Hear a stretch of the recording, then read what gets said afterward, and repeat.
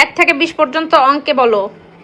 1 2 3 4 5 6 7 8 9 10 11 12 13।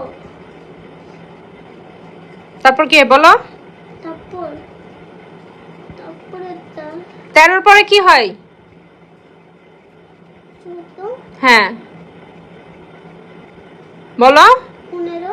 হ্যাঁ 17। আবার 15 পরে 17 হয় না কি হয় বলো? 16। হ্যাঁ 17। হ্যাঁ 18। হ্যাঁ 19। হ্যাঁ 20। Good, very good. এটার ক্যালমা বুঝলেন গাইজ?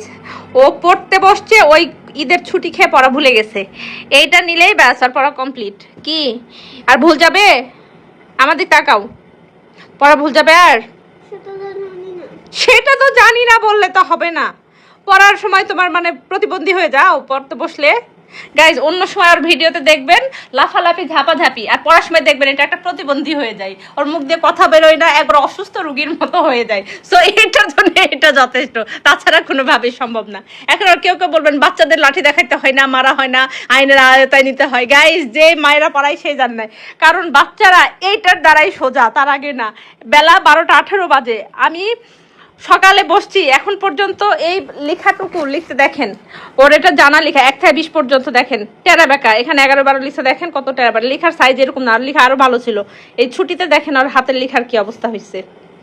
তো গাইজ এত কষ্ট করে বাচ্চা মানুষ করার পরে সেই সকালবেলা বসছি ঘুম থেকে উঠে 9টা 9:30টার সময়, এখন অবধি আমি 12টা বাজে এখনো পড়ানো নিয়েই ব্যস্ত আছি। রান্নাবাড়ি খাওয়া দাওয়া সব বাদ।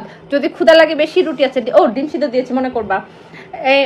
দুপুরে রান্নাবাড়ি কোনো মানে কথাই নাই, ওখানে পড়তে বসাইছি। তো এত কষ্ট করে বাচ্চা মানুষ করে যদি রুমের মধ্যে পচে মরতে হয়, তাহলে এর থেকে বেদনাদায়ক আর কিছু নাই গাইস। বিশ্বাস করবেন কিনা জানি না, গতকালকে ভিডিওটা দেখার পর থেকে একটা কথাই মাথায় আসছে যে এত কষ্ট করে পরিশ্রম করে বাচ্চা কাচ্চা মানুষ করছে, এটা কি বৃথা যাবে? মানে শেষ পরিণতি কি? ধরেন আমার তো 2টাই মেয়ে বাচ্চা। হ্যাঁ, তো অনেক আছে আমার জীবনে, অনেক মানুষ আছে যে যারা মেয়ে বাচ্চাকে ঘেন্না করে, ছেলে বাচ্চার জন্য মানে আহামরি করে মানে হয়ে যায়। আর কারো কারো ছেলে বাচ্চা হবে শুনে মানে আমাকে কত খোঁচাই। কিছু মেয়ে মানে মানুষ আছে আমাকে, আমার মেয়ে বলে যে মেয়ে বাচ্চা হয়তো কারোর ছেলে হবে, এই নিয়ে আমাকে অনেকেই অনেকভাবে খোঁচাইছে। তো আমি হেরে গেছি, তো অনেক কথা, যাই হোক সেগুলো আর না বলি। তো আমি একটা কথা বলবো, 3টা এস্টাবলিশড ছেলের আপনার মায়ের যদি অবস্থা হয়, আর যদিও মেয়ের বাড়িতেই হয়েছে, তো আমরা কি ভুল পথে এগোচ্ছি বলেন তো? আমার কথা যে ও মেয়েটা যদি দেখতে যদি খুবই আপত্তিকর থাকতো, ছেলে মেয়ে কেউ যদি না পারতো, ঢাকা শহরে তো অনেক আছে, বৃদ্ধাশ্রম আছে, সেগুলো তো দিতে পারতো বলেন। তো আমার একটাই কষ্ট লাগছে, গতকালকে থেকে ভাবতেছি যে আমারও কি তাই হবে। এই বিষয়টা নিয়ে খুব ভাবতেছি নসিবে কি আছে জানি না। তো সবাই দোয়া করবেন। বাচ্চা কাচ্চা মানুষ করতে অনেক কষ্ট। ধরেন বাচ্চা পয়দা করলাম, ছেড়ে দিলাম জাহান্নামে যাক, আমি আমার মতো কর্ম করলাম, বাচ্চারা তারা তাদের মতো এর বাড়ি 2 দিন, ওর বাড়ি 2 দিন, দাদির বাড়ি 2 দিন, নানির বাড়ি 2 দিন লাথি ঝাঁটা খেয়ে বেড়াচ্ছে, এরকম না। আমি এরকমভাবে বাচ্চা মানুষ করিনি, করতেও চাইনি। তো চেষ্টা করছি আমি আমার স্বার্থ মতো, জানি না কতটুকু করতে পারবো। তবে কিছু ভিডিও এখন ফেসবুকে ভাইরাল হয়, সেগুলো চোখের সামনে আসে, খুব কষ্ট লাগে। আর বিষয়গুলো নিয়ে খুব ভাবনার মধ্যে পড়ে যায় যে আসলে কি করছি আমরা। তবে এটা সত্যি কথা, সম্পূর্ণ কিছু বাচ্চাদের নামে দিতে নাই।